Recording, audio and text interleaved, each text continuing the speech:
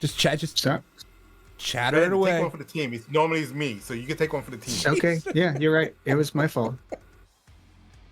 Oh, It's all me. welcome. So, welcome everybody. Welcome to the Trimark Happy Hour. We're also on YouTube, by the way. If you're on Twitch, go to YouTube. If you're on YouTube, check out Twitch. Never know, you might like it. Try something different. Try talking over the intro music. You might enjoy it. We might like it. You might Maybe like it's it. a new thing. We didn't know hot mics were a thing until we fucked that up. So we didn't know changing the backgrounds live was a thing until we fucked that up. That's why it's the happy hour. It's not the sad hour. I don't know. It feels kind of sad right now. That joke was kind of sad. I know. Now my video's haven't all been drinking messed up. Nobody wants to see me this bright. I'm not this bright in real life. Ah, that's better. There we go. Oh, we are. You've also got Dev as the Ed Miro show. Right Yeah, and now. I don't care. He's staying like that today. As long as we're gonna mess everything up, I'm gonna go all the way with it. We're going all in. We're doubling down. Welcome to the show. Y'all picked a good one. Welcome to the fucking show. My name, as normal, is Danny Akatsuki. I am joined by the Ed Miro Show and at Tech Brandon, also known as Brandon Colley. We are we're not full strength today. I don't know, where the hell did Horse go? Where's Horse today? He's right here. Hammy. He's on. Oh, He's right behind him. Fair. Okay, no, that's fine. Jake decided just not to come to work today. That's fine. We'll figure it out. I think we'll get through this together. He's doing actual work right now. Oh, So what? since I have a different name, I mean I can say whatever I want, and it's gonna be tied to Ed. No, because Yeah. last time Ed said stuff, I went to take the video down. And What? no, yeah, we actually have to re-upload his video at some point. I think he like admitted to crimes or something. I don't know. Oh No, there Oh, was yeah. part of the video. There was part of the video that Ed was like, maybe I spoke too much about a thing. And so he went to at his request, we took it down. Man, my video is really screwed up today. Nobody's looking at my face. It's fine. And then I was like, oh yeah, dude, totally take it down. Like, we'll edit it. Like, yeah, whatever. And 4 weeks later, it's still up. And I was like, no, okay. Well, it was around Christmas time, so like nobody's doing work right around then. I just kept forgetting Right. about it. So, yeah, I don't know what I don't remember what exactly he said, but anyway, speaking of people being not here, Jake is of course not here, which is shitty because we were going to celebrate Jake for once instead of me just verbally haranguing We him. were. Well, I yeah. thought we were gonna take turns making fun of him. We were going to celebrate the fact that him and Brandon got their talk accepted. Ah. Right? It's a co talk, Brandon. no, it's two separate ones. Oh well, then forget him. Yeah. We'll just concentrate So- on yours if you really Wait, want us to whose talk talk about is it. better? Who's Whose what? talk is better though? Whose talk is better? I guess it Well, depends he what the hasn't. talks are. He hasn't written his yet, so mine. So yours wins. Although Oh. I laugh like it's a surprise, but like I would wager to think that the majority of people who submit their CFPs like don't have the thing done. They don't have it done when they're getting up on stage to give it. How many times have I been on No. stage? Multiple. I can tell you that answer multiple times. Finishing slides, adding things, fixing things, removing entire things as the AV people are. licking the pole, all kinds of stuff. Yeah. Wait, what? Now we have to take this one down It's gonna too. be this kind of Friday, guys. TrimarkSecurity.com, hub.trimarksecurity.com for all of our stuff. We do more than just this. Thank God. Thank God this is not our only medium out to the world to show our best side. We have Our other things. expertise. I don't even think we hit monetary level yet, have we?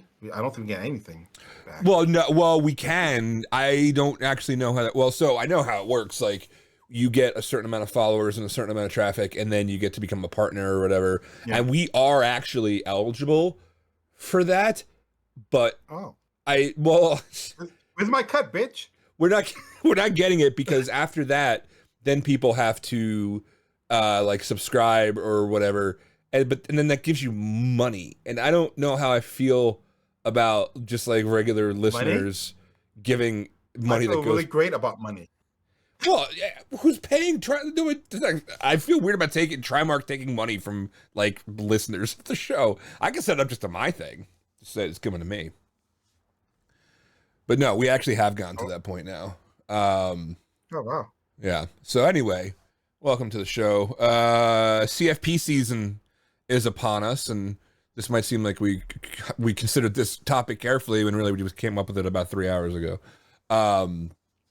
Which is why I was upset. Well, no, upset's a strong word.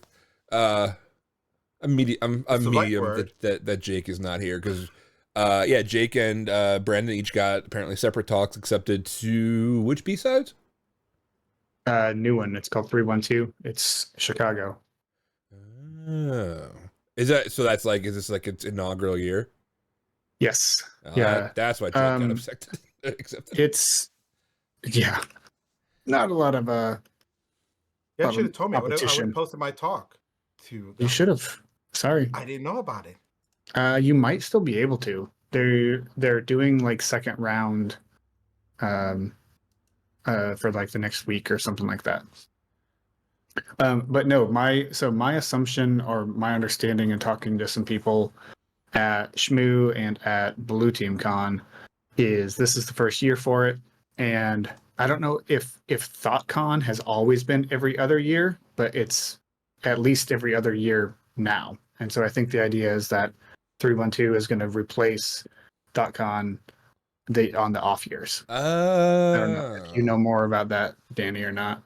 No, well, I do know that Thought is every other. Yeah, I guess if they because that's in May. That is in May, yeah. So Yeah. they're both in May. I'm looking at it now, so I think it makes sense. Oh, look, we are live on YouTube. Yeah, no, that makes sense. And Dev, you submitted to B-Sides Rochester, right? Yep. Makes sense. And I know Kathy knows when those announcements will be coming out. I think in 10 days, they said, the 12th. Cool. I believe. Don't quote me on that. Why is that doing that? All right, I'm trying to keep track of new stuff here, and we have been streaming to YouTube as we've been doing this, but we've kind of been avoiding it, which is not fair to anybody who tunes in. For people on YouTube, although the feed is now frozen for me at least, but whatever. It's good for me. Oh, it is. I think I'm also trying to upload to Google Docs right now, which it's been doing it for like 12 hours, and I don't want to stop it now. That's fine. What do you upload in Google Docs? I'm trying to clean up. I'm awful. I'm not really great at computers, despite my 20-year career. I'm not great at them. So especially for my own personal use. So really, I have a hodgepodge of internal and external hard drives, totaling about. Oh my god. Totaling about. I don't know. Let's just tally this. Last tally, I think it's about how big is my main drive? Main drive. It's like I have about 7 terabytes worth of storage, across 5 different drives. But I've been trying to like arrange it and organize it, and it just hasn't worked. So I've been slowly moving stuff up to Google Drive just to clear space, using that as like my backup. And yet it takes, okay, so like my latest one, I'm uploading some old videos from B-Sides Delaware, which is probably about 100 gigs right there of stuff.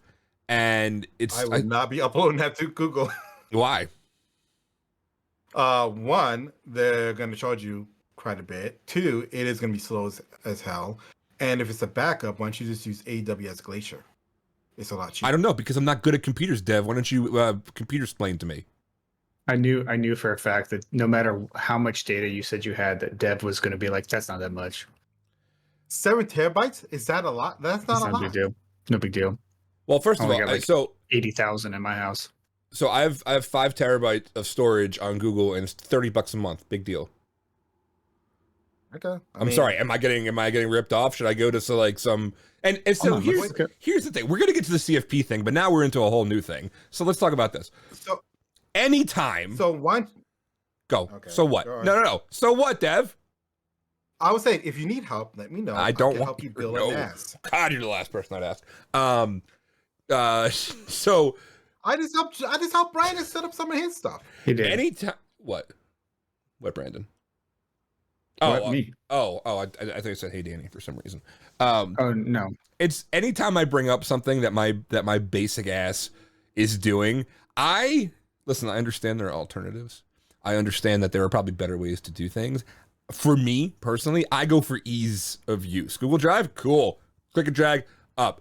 Anytime I have soured on anything AWS, one, I worked for them for 6 months and they're just the most awful company in the world. But two, the last time I thought to get creative when I had my old personal website, and I thought to like upload or to like do it via what's the static site AWS uses for websites and shit? I don't know.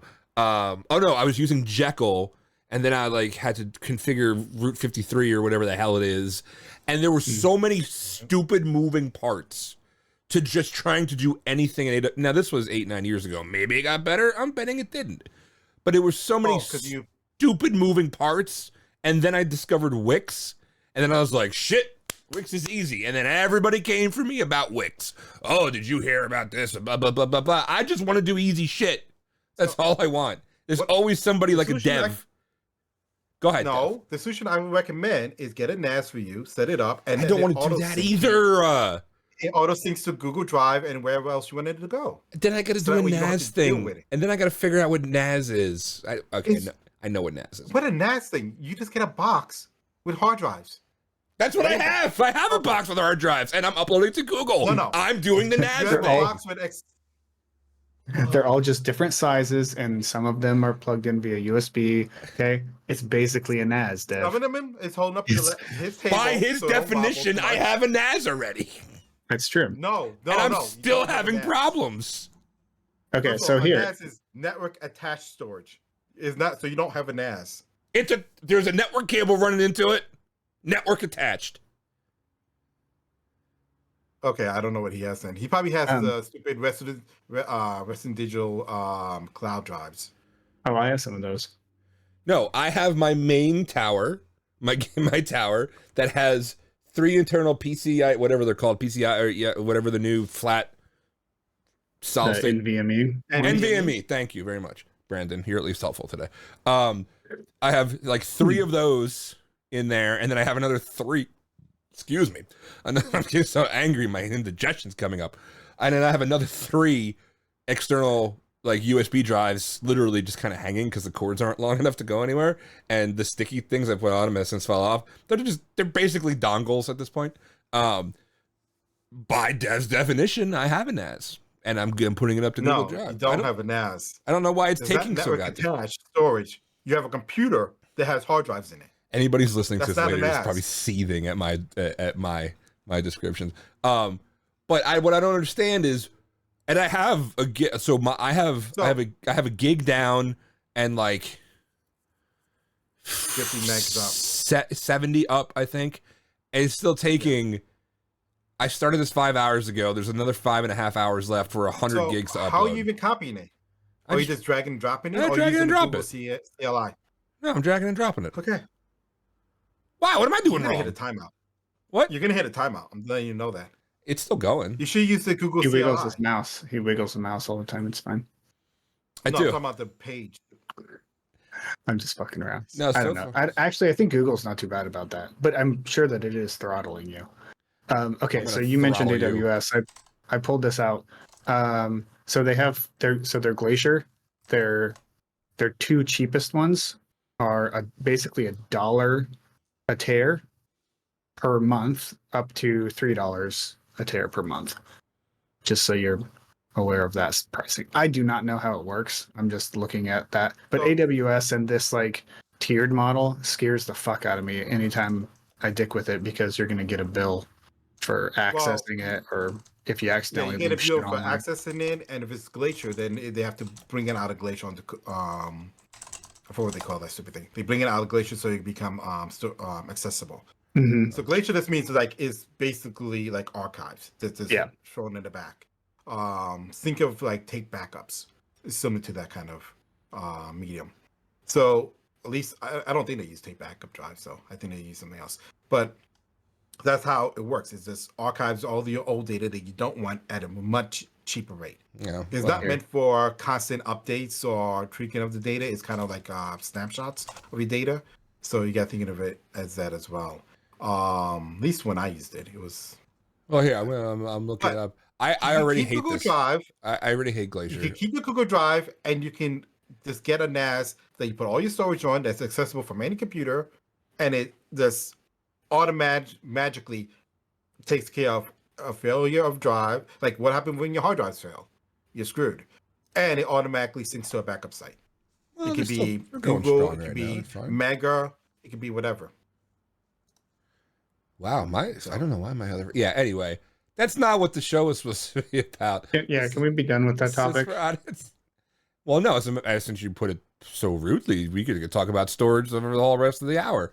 All right. No, somewhere in there. So anyway, this whole thing started was because I was trying to get rid of stuff, and the big chunk going right now, which we'll see 5 hours from now, which is what 7 o'clock, 7:30 my time, East Coast, Best Coast. Then a lot of that was from B-Sides DE, which is a lot of talks and a lot of, because I ran their streaming for them. And so we were talking about CFPs and things like that, and about how people approach them and things like that. So since we have somebody on the show currently, Brandon, who got something accepted, what is the title of your talk, Brandon? It's attacking SCCM, and then some subtitle. I like to use subtitles because that's cute. I think subtitles make things interesting. They're like and this all comes, I think, in the whole conversation of how to submit how to write an abstract, the things that you're doing. It of course it varies by conference. It varies by the panel, the CFP panel. I've been on multiple ones, and they all look for different stuff, which is like maddening sometimes. Do you know if it was like a blind? Because there's blind and then there's not blind. Was yours a blind CFP? Do you know? I don't remember on this one because I submitted this one was the same one that I had accepted last year to Hackers Teaching Hackers, and then I submitted it to Shmoo, and it did not get accepted. I might have put it in another one that wasn't accepted. So yeah, but they are different. I'm a fan of subtitles. It makes it interesting. So what's what, Dev? So what's it, like you said, blind versus non-blind? What do you? I'm not. So CFP blind that CFP is you only see the abstract and you only see the title. You don't know who submitted it. And that's meant to kind of level the playing field and take out any personal bias of you see a name that you're used to seeing, like you see a Jason Street or something, and then people just automatically auto check that as it's got to be Jason Street, blah, blah, blah, which has happened. It still happens. I mean, it's people either can't help it, they do it intentionally, or they do it unintentionally, and they just see that name and they're like, oh yeah, we should have them, regardless of what they're talking about. Now right. I've never seen a bad Jason Street talk. I'm not saying anything like that, but this gives it more of a level playing field. I think some have gotten to do like a mix of it too, where some of it's blind, and then they want to get a handful of those names that are, especially if they're not doing like a wild keynote. They may have like in a B-sides or something. They may not have a specific keynote speaker, but they'll want to say like, oh yeah, well we come see like Tim Medine got accepted to give a talk or whatever, and everyone's like, oh shit, okay, cool, and then they show come for Tim, stay for Brandon type shit. I'm not doing that. But anyway, that is part of it. How humble of yourself to put yourself in there. I don't know if Tim's going. No, it's never mind. He's oh my god, man, you know what? I gotta reconfigure my entire video. That's stupid. So anyway, that's a lot of what that is, and it's meant to give people that fair shakes. But let's go for the actual writing process, right? So you decide, do you already have a thing in your brain, or do you just say, hey, the CFP open is for this thing and I want to go here, let me think of something? How do you start? What's your process, Brandon? We'll start with you, and then I guess we'll talk to Dev. Sure. Yeah, Thanks, Danny. Sometimes it depends. So I've submitted 2 talks recently. One of them I've already got and I already had kind of at least an outline of it. So I feel like you need to at least be passionate about it, and you need to know something that you're going to discuss on it. Because if you don't have an idea going in and you're just like, hey, I know a lot about Active Directory security, I'm just going to do a generic Active Directory security talk. It beyond just your abstract, your description of what you're going to talk about, it's going to be really hard to articulate to the people that are running the CFP. And then probably even more honest is it's going to ask you whether you want to submit to like a 30-minute or a 50-minute. And so one of the very first ones that I submitted to asked me, and they said, okay, are you going to do a 30-minute or a 50-minute? And I kind of fell into that category of like, well, I don't know. And do you want me to talk for 30 or 50? I don't care. So I like clicked both boxes, but I didn't articulate very well how I was going to mold the talk to fit that. And so I was not accepted in that CFP solely for that purpose and nothing else. So I think you don't have to have it written down. You don't have to know exactly what you're going to talk about, but you need to know your topic. You need to have an idea of the audience of your topic. And then maybe a conclusion, because you want to make sure you're going to have an end state, right? Yeah. So a lot of people like to talk about like the problem statement and the solution statement, kind of, right? So you have to identify a problem that exists, and then you identify how to fix it or how to mitigate it or whatever it is in that case, right? So yeah, I think you have to have an idea of that, and then maybe at least a little bit of an idea of the story you're going to tell, the path, from one to the other. But you certainly don't have to have slides already created. I've even the reverse encryption stuff that Dev and I have been working on for 6 months, and I say that loosely, that we've basically talked about it 6 months ago. I've had a talk idea in mind. I've had an outline, but we need to write a tool for it. And so I've been submitting this thing to 3 or 4 different cons with the intention of, if it gets accepted, then I'll write the tool. Like, so I'm boasting that I have this thing, but I don't even have it. So sometimes snake oil, I tell you. But yeah, that's kind of how I've been.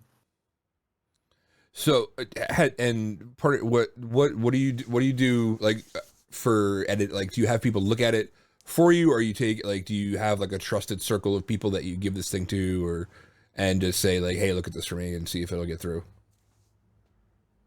Yeah, and I've gotten varying degrees of that depending on the conference. I submitted to Blue Team Con for the first time last year, and they have a process which is essentially a pre-screening where you could send it to the CFP board, or at least a subset of it. They would evaluate it, give you feedback to then make changes to it to then officially submit it. So that was probably the coolest thing that I've done, because then I actually get feedback from the people who are going to see it. Otherwise, you're giving it to like Danny or Dev. I had Sean review one a couple times, and you're getting those individuals' feedback, and a lot of times you're only going to really get positive feedback. As much crap as we give each other on the stream, it's difficult to have somebody say, here's this thing I've been working hard about, I'm really passionate about, and then for somebody to be like, no, that's kind of crap. So you're not going to get any of that realistic stuff. I've totally done it. Yeah, if we were in real office, he would have handed us a paper and we would have ran up and just smack it down. Like, get out of here. We would have did that thing. You ever see that meme where like you're the on the desk, your inbox tray just feeds directly into the shredder? Yeah. No, I've definitely told people, like, I am most times I'm very like encouraging, and I'm mostly nice to people, but like the one thing that I will, that's a lie. That's not a lie. I'm very cuddly. I've once had an official review at a job where the actual feedback on the paper said, you are cuddly with clients. This goes in line with him not getting upset when you mispronounce his name. I don't get upset, bitch. We had a whole episode last week about this. And you got upset. I will get very like direct with people, but like normally I don't see something so bad where I have to be like, whoa, what is this? Don't ever do that again. No, I have, but I don't. I also don't pull any punches when I see a thing of like, hey, this is poorly written or things like that. I think it's better to give very candid feedback when you do that. My personal process for these things is sometimes I might have a really great idea. I'm actually struggling right now because I want to do another one. It's been quite a few years since I've done one, but I've also moved out of the technical realm where I don't deal with that stuff every day. I'm more operational now, and finding things that I think people might be interested in at a conference full of hackers. But then again, like some of the feedback I actually said that out loud one time on Twitter, and people came back and were like, no, you should absolutely do that, because some of us actually want to go into those roles. Some of us want to be management. Some of us want to be leadership. We don't always just want to be an analyst or things like that. So you absolutely will have something to contribute there. But my thing is, like, I know I have things I want to talk about. So my best thing is like stream of consciousness writing when I'm doing an abstract. Like, it's almost worse. No, not almost. For me, at least, it's exponentially worse to try to sit and think of exact. It's like writing a resume. It sucks. Writing exact bullet points and structuring it as you're writing it. This is how I approach blogs and stuff too.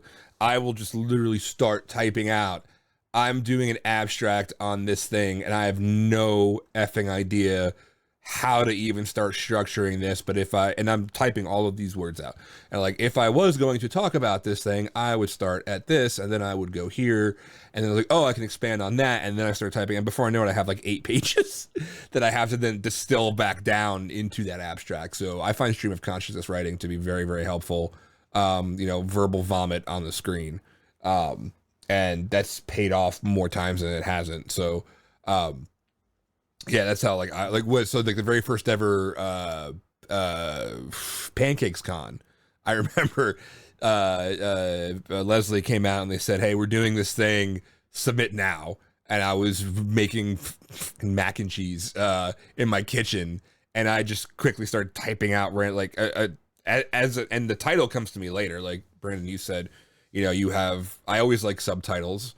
Like, give me the technical the technical thing, and then do a colon, and then something that'll grab attention. So then you now have grabbed the technical people that want to see it, and the people who are there more for the narrative and the creative part of it.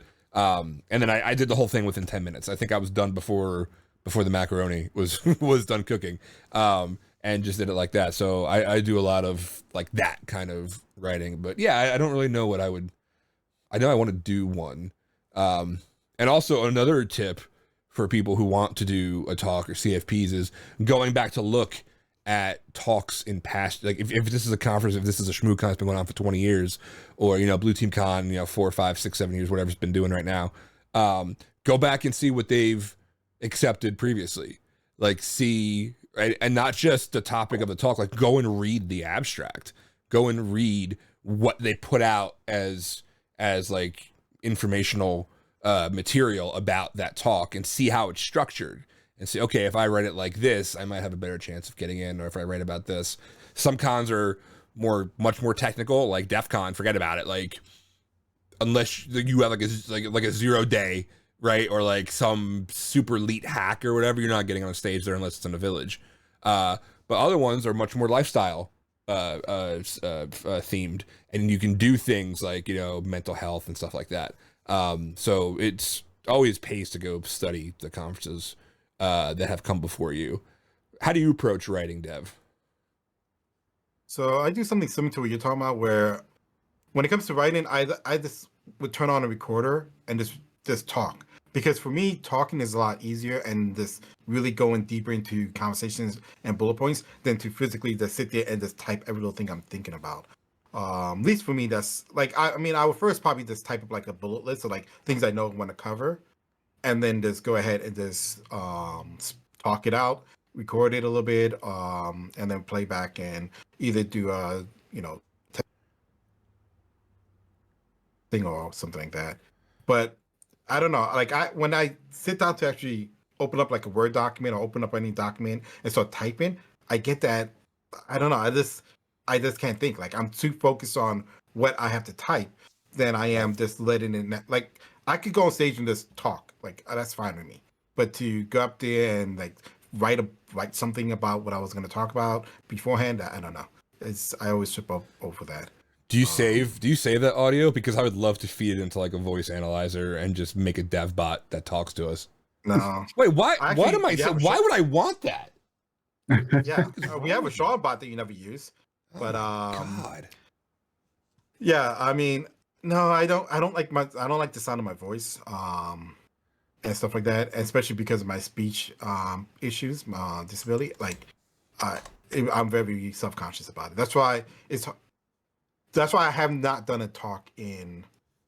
I never did a public talk before, and I haven't done a company talk in a very long time, probably 10 years, 15 years, just because of that. So this is gonna be my first time doing a public speaking talk. It's gonna be interesting. I might just get up there and freeze on stage, choke.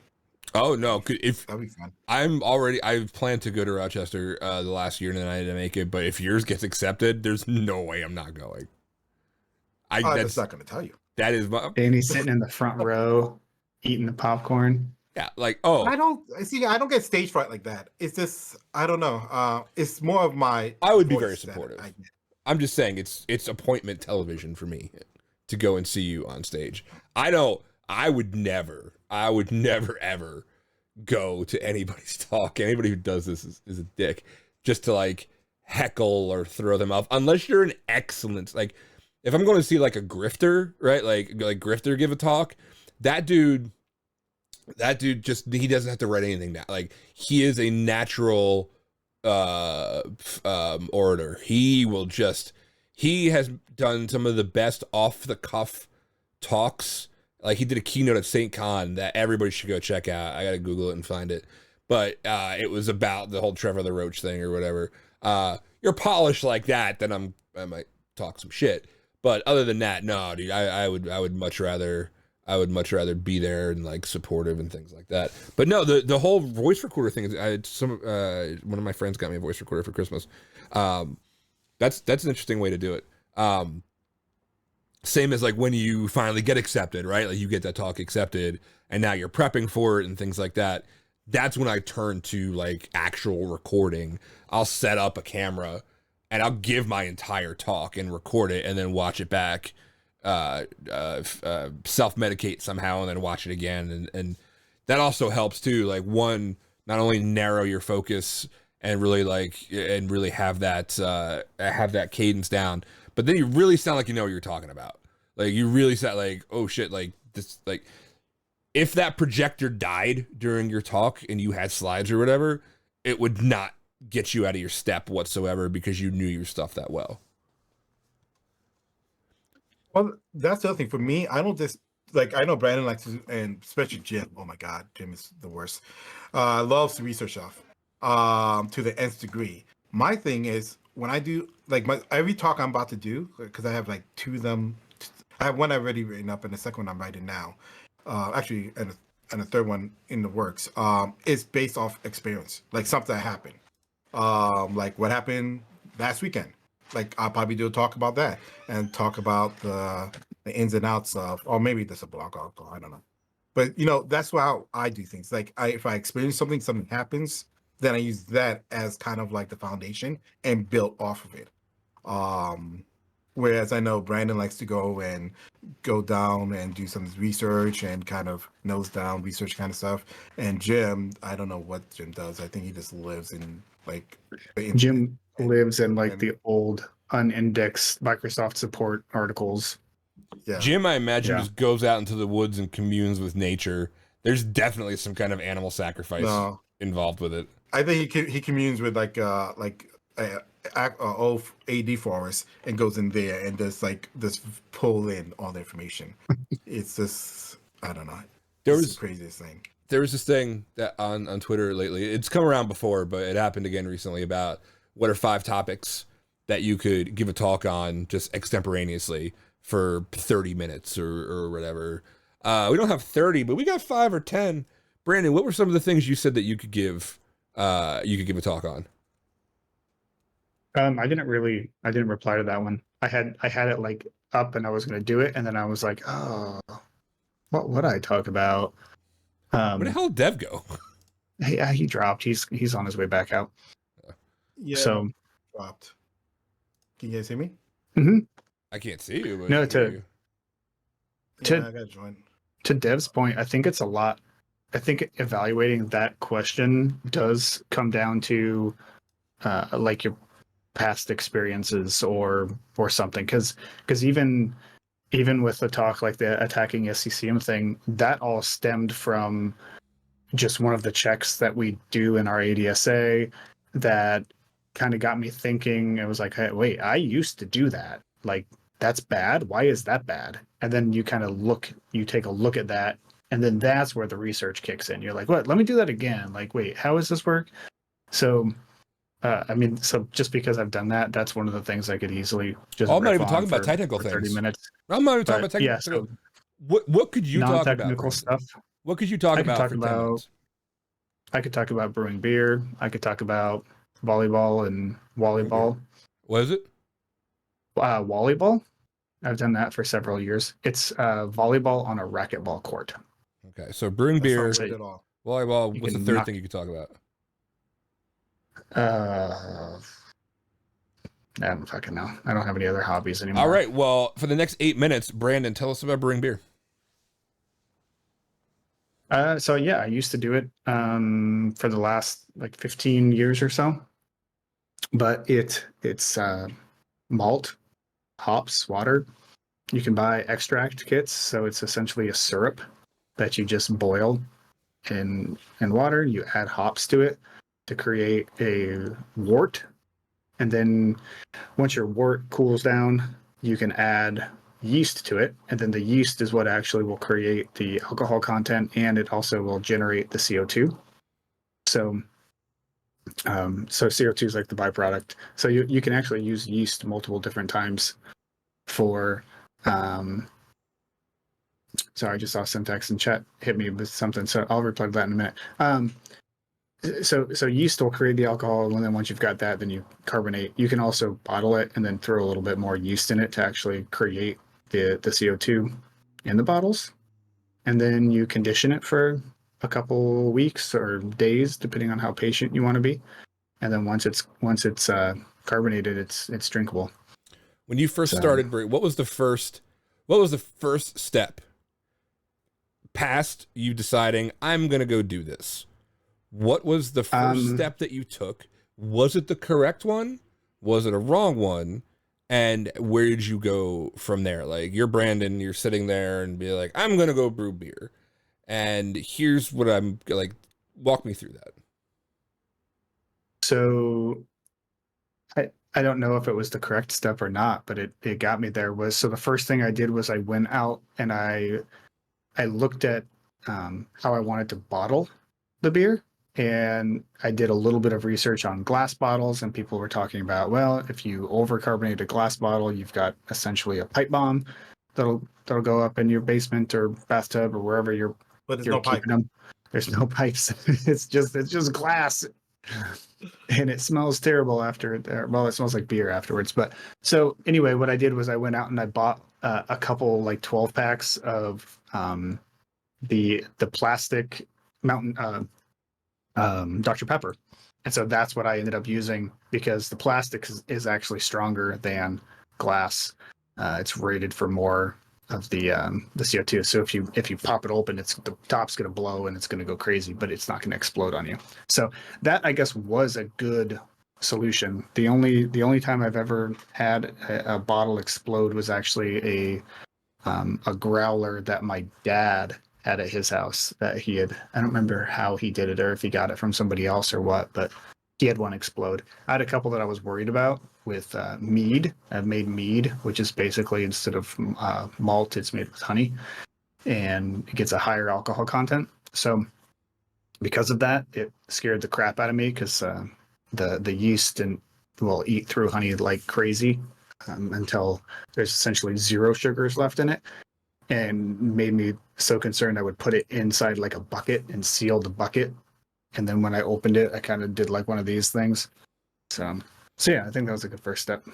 Have you seen any? Oh, I'm sorry, Dev, go right ahead. So how long until you actually get into moonshine? Because I see you growing the beard out, so that means you're getting like step one in there. I have not done moonshine. So interesting with moonshine is it requires a still. So it is a different process than wine, mead, or beer. Those three are fairly similar. When you start getting into the spirits and the moonshining, the process gets a little different, and I'm not an expert on that. Well, if we make any apple pie, let me know. You can make that with just go buy Everclear and I don't remember Apples and cinnamon. Yeah, yep. What parallels did you see through the process of learning to brew beer that you could apply? I often see or different processes, like just from like either like my amateur woodworking and things like that I apply that makes something else better in what I do. Any parallels to brewing beer and technical things? Did one make you better at the other? Have you even stopped to consider that? No, I haven't really considered that. I would say I make a good talk. What makes it'd be especially a good pancakes con talk where you can kind of weave in and out of some of those lessons learned, and you could actually put whatever hobby you want: woodworking, beer brewing. Mine was on thread hunting and streaming. Yeah. My God, I can't imagine Danny doing thread hunting. That's where I had listened. That's what he used to do. Why don't they have mother? No, that's exactly how my thread hunting was. It was like, what? Why? What is? Yeah. No. Yeah, that's where I came from. Not like I think I've been doing the operational and evangelism thing for so long. Like either nobody remembers or just never knew that I started technical. The entire first 7-8 years of my security career was threat hunting, being a technical account manager, a lot of blue team stuff. Like that's where I started. And then one day I decided there's people that are coming up now that are smarter than I am, and I don't have the interest in it anymore. I don't really care. Like to try to keep. There's probably people probably smarter than you at the time you're doing it too. So. Oh, there was. I was learning from the smartest people. I learned from the David Biancos of the world. Like he was literally my boss when I worked at when I worked at Mandiant. And that was before marketing really got a hold of the word threat hunting, or as we like to call it now, thrunting. So thrunting wasn't really a marketing darling back then. Yes, syntax thrunting. By the way, Kyle Benson they really have to trademark thrunting. They're the ones that came up with it. But no, so that's where I started. And then I realized, like, you know, it's just I didn't have the interest in it to keep up with it, and plus a lot of the positions I was getting were easily cost centered out. Like I would be on a team and then be like, oh, this team is obviously we're gonna do layoffs, and I got really sick of that. So I've moved. Then I started doing more the more talks I did about threat hunting, and the more talks I did about blue teaming and things like that, turned me into kind of the evangelism type role where I would be at a company, a product company, and then go out and sing their praises and you know do those translational things that not everybody might be great at, of like taking a very technical topic and translating it to the masses, especially the executives and things like that. So from the evangelism thing in that same role was so I was a technical account manager, so I was solving technical problems and then also doing the evangelism, and then it moved into the operational thing, which is where I am now. And I don't think anybody else at our company would have had any reason to know that that's where I came from. So yeah, now I do make trains run on time and uncluster clusterfucks that are happening. I'm the one that maintains the dumpster fires pretty much. So, but that's where I find that I really like doing that. I'd much rather do that the rest of my life than just be another analyst somewhere, you know. It's because they're much smarter than I am. But it's a long story that I got into of why I did a half threat hunting talk and then half streaming. and one definitely fed the other, because the more I did of that outreach and that streaming and the speaking and things like that, it became very clear, like, my swing is over here. Like, I'm whiffing at everything over here, but I'm making contact over here a lot more. And that helped kind of crystallize that. So that's why giving talks can be very important. You might give a talk on something and realize, God, I don't give a shit about this thing anymore. Or I really give a shit about this, you know, that could kind of help. And like when I give a keynote, my first and only keynote was at B-Side Cincinnati back in like 2017, 2018. And it was half and half. It was much like a Pancakes Con, where it was, I talked, the first half was about throne hunting, and then the other one was just how to kind of make your way in the industry and how to be out there among people and giving talks and writing and things like that. So yeah, that's how I found what I was going to do. So I love the Pancakes Con format. I think, are they still taking their CFP? I don't know. Pancakes Con. Let me look real quick. Pancakes Con will occur January, February, March. I don't know if the CFP is still going on, but Frickin' Bats says, yeah, it's still accepting CFP. yay! Frickin' Bats. Thank you, Bats. So this exactly what we just did. Two frickin' Bats. Frickin' Bats. Thank you, frickin' Bats.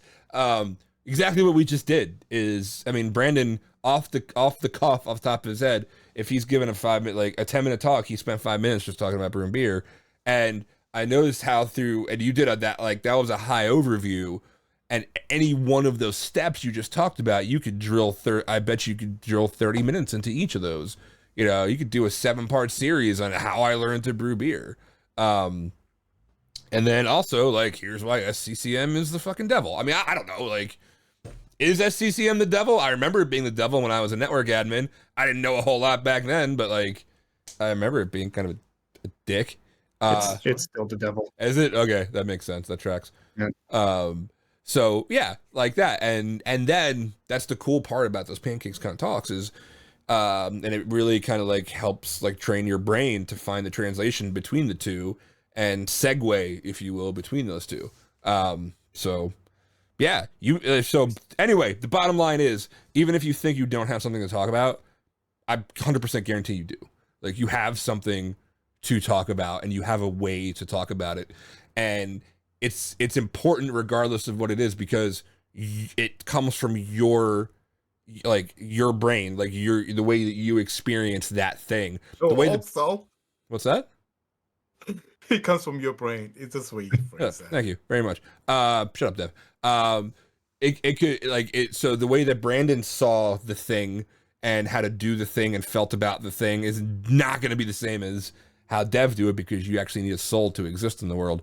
So, you know, how Brandon navigates with his like chaotic good attitude and versus Dev, which is just cluster fucking chaotic evil, like, very different approaches to things. First of all, I'm chaotic neutral. No, I think So you have an let's get- agenda. There's nothing neutral No, about no, you. it's chaotic neutral. Let's get it right. It's on my D&D sheet. Okay. Chaotic neutral. You Anyway, get to pick whatever's on that. Stand I up, think Brandon. I think that's your point. I think your point is good though, Danny. And I liked. oh, thank you. Okay, don't record this part. Like, we're gonna have to take this down, because I'm gonna say I liked what Dev said about it. His ideas for his CFPs stem from something that happened to him, and I think a lot of times being able to tell that story is different than being like, here's how you do a thing. You're like, here's how I something up, or here's how I tripped over this and it broke that.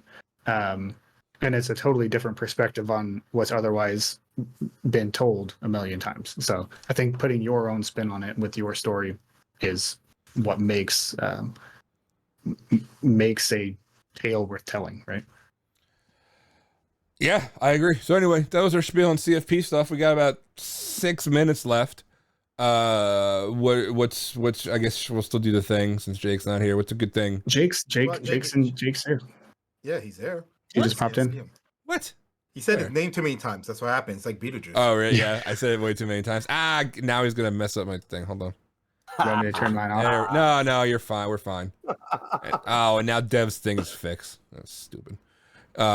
Hey, look at that. Yeah. Wait, what was on my thing? What was wrong? Oh, my name. Looks good. Yeah, your name was dumb. I mean, your regular name is dumb. Anyway, Jake, thanks for showing up. Damn. Thanks for showing up. Right time for your segment. Oh man. And this Hi, process Danny. is brought to you by Jake. Win for the week. 3, count them, 3 customer presentations this week that all went off fantastically. Just wrapped up. None of them yell at you? None of them yelled at me. I mean, Okay, people yelled at okay. Brandon, but that's That's just not what to I be paid him to expected. do. have I to- told him to you yell have at to. you. God damn it. We get confused. It's the beards and stuff. Yeah, it really is. Yeah, but I said the guy with no hair and a beard. But yeah, and then the whole reason for this show, getting accepted to B-Sides 312, that was pretty cool. Super excited for that. So those are my wins. I'm gonna pass it off to who do I like less? Oh, it's Brandon today. Brandon. Damn, Brandon. I You must have done I something wrong. helped you with one of those customer. Actually, both. Two Both, of yeah, the 3. Two of the 3, yeah. The one that we thought we were gonna get yelled at. Yeah, I don't know. Mine too. What we talked about with the CFP stuff. We've got You can't piggyback off of someone else's win of the week. Well, then I'll say I was gonna say another one. Well, now I forgot. There's music trivia this weekend. That's gonna be fun. I get to hang out with real people that aren't you guys. So. Okay. All right, Dev, go ahead. So my win actually stemmed from a failure that happened over the weekend. I installed my network is really complex, super complex, and I volunteer at a nonprofit where we do a lot of investigations and stuff like that, which means I can't have data just sitting around and all this other stuff. So I created a mechanism to, in the event anything happens, it gets rid of those data and it basically simplifies my network so my family can actually use it. Well, that all revolves around me using this easy button, which it actually showed up on camera, and hitting it once a week, at least. Well, you got to make sure you change the batteries on these, apparently, because they work on batteries. And you actually got to make sure that the contacts in them, if a battery explodes, don't kind of, gets damaged and it stops working. So that's my loss for the week. But my win for the week is actually got 90% of my network, 90% of my network converted to code. So it's no longer me going out there, sitting out. It's the infrastructure as code, as well as about 60% of all my servers are converted to code now. So with a push of a button, I can rebuild the whole thing or destroy the whole thing. It super simplifies my whole network and my whole infrastructure. So, Yay, good for you. My win is I didn't die last week at the concert I went to, so that was fun. that's my loss. Your loss for the week is I'm still alive from the concert last week. That's fair. No, that tracks. Getting everything suited up for. And this is kind of like a company serving thing, but not really, because I'm the one that sets all this shit up, so I'm pretty proud of it. We have another webinar coming up next week that I'm very happy about. Listen, the thing is we do things here. We do things at Trimark. We do things at Active Directory and VMware and now the Trimark Vision. And we got part 2 of our webcast coming up next week that I organized and got the promotional stuff out, which I'm very happy about. So I just dropped the link in the chat if you are at all curious of like how do you pack all your assessment services and all those findings into an actual portal. Like, that's what we're doing. It's a super cool tool. I wanted to actually kind of like play with it on the stream today, but we didn't want to kill Sean's momentum for next week. It's not that kind of stream, Danny. No, we were gonna like bring. I was actually gonna ask like Blake to come on or Kathy and like poke around live on stream, but Sean didn't want us taking all his thunder away, so we're gonna do that eventually. But next week, also big win for us. Jack Resider will be our guest on this show. He did his comic book signing at ShmooCon. Of course, Jack, host of Darknet Diaries. Juggernaut that is. Would he be on with video? Because I thought he didn't like. Probably not. So No, probably not. No, not Jack cool. is a very private guy. When I interviewed him on my own, he was on my personal stream a couple of years ago, No, he's very private. We don't normally do that. Or he'll just have the camera down showing his shoe collection, which is what he does sometimes. So he'll be on next week. I guess that's it, man. That's kind of it. I'm glad we only had to deal with Jake for a couple of minutes. That's always nice. Once and for all, Trimark security.com, hub.trimarksecurity.com. By the way, I don't shill it nearly enough. GitHub.com/Trimark. Like, we got stuff up there. We got Jake's tool is up there. We got Jake and Jim's tool. Blue Tuxedo's up there. We got Sean's AD script is up there. There's stuff. We do it and we give it for free. It's all up there. So is GitHub. Sean's AD script is dead. What's that? That's right. It's devs. It's devs now. It's devs, yeah. Oh, okay. Dev's AD script is up. We're gonna actually be releasing a new script to basically infrastructure as code script to build up your whole environment in AD, test environment, and the whole kit and caboodle. That comes from us actually needing it for our own internal stuff. So we're gonna actually build it out and release it to open source to everyone. Nope. GitHub.com/Trimark, and yeah, check out our webinar. It's gonna be fun. Like, we're not doing any slides this time. We're not doing any. There's no like. We're just gonna bring up the tool. It's live. Sean's gonna work in it, and he's gonna walk you through some stuff. If you're a technical analyst, pokey, clicky type person, that's what we do. So we're doing it, and it's next week on Tuesday. Yes, Tuesday it is. From the graphic that I'm about to put big on the screen. Until next week with Jack Resider, for Dev, Jake, and Brandon and myself. Thank you. Peace. Bye. What happened? What part of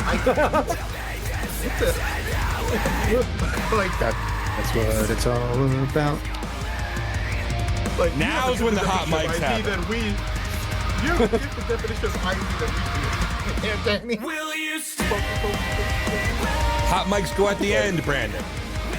I'm sorry. Do it again. The hot mic goes up your end. Hey, you're the one who said you're gonna rip it out and show it.